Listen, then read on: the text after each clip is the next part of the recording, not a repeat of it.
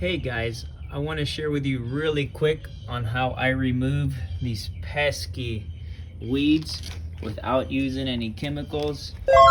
This is for the people that want to do it while avoiding, getting Parkinson's and Alzheimer's and stuff like that. Your cheap pressure cleaner, and you put your attachment, the needle attachment, and away you go, and it'll just vaporize the weeds. Let's see if we can get a good look.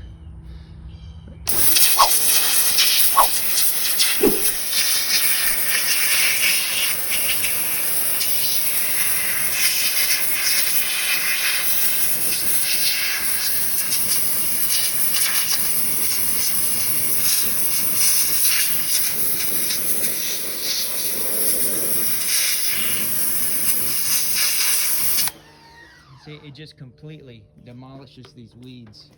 Ready. Fight.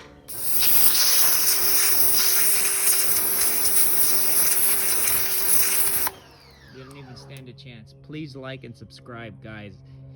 If you're going to use this information, at least like. Freak.